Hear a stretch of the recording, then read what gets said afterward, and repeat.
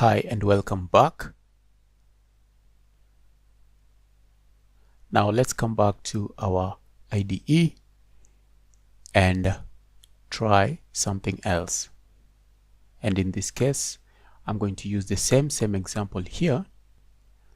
Let me remove this and that one as well. So if I declare int y and x, and then I give y is equals to 3, y int x, I've declared the two variables, y is equals to 3, and then we say x is equals to minus y. And then let's add another variable, call it z. Now this variable z, let's say z is equals to y minus.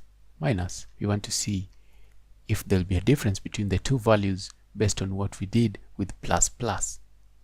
So in plus plus we didn't do any example with it because I thought it was pretty comprehensible.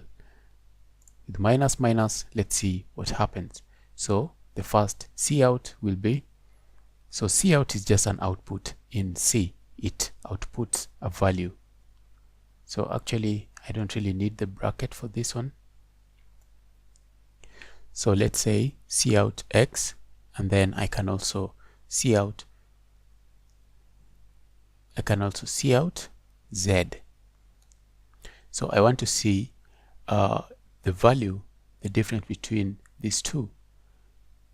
So I hope this is not too confusing for you. I'm just giving out the output of this because I want to demonstrate the difference between these two, the suffix and the prefix. So I should probably add some space here. Let me just put a new line. So this will put the value of this in a new line and this in a new line. So the one at the top will be x, the one below will be z. So let's run this and see if the value of this is going to be any different. So you can see these two have the same values.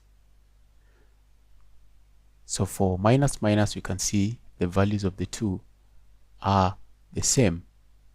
And the reason why that is true is because at this point, the value of y has actually been polluted. So this was a very bad example that I did. So let me just do one at a time instead of doing two. Let me do one at a time. Let me just get rid of this x. If I can explain why these are the same, is because by the time the other one is being evaluated, its value, the value of y, is no longer 3. So let me just do this one at a time so that we can see that they are actually different. So x is equals to y, cout x, and then let's run that.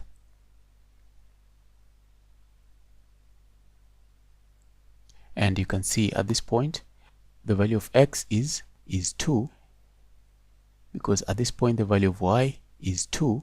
It subtracts 1 from 3 and makes it 2. So it is assigned the value of y once 1 has been removed from it.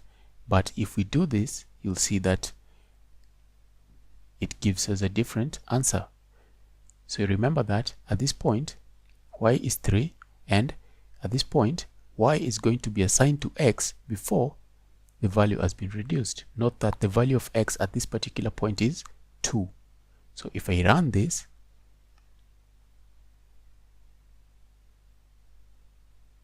now as you can see, the value of x at this point, if we use the suffix, it becomes 3.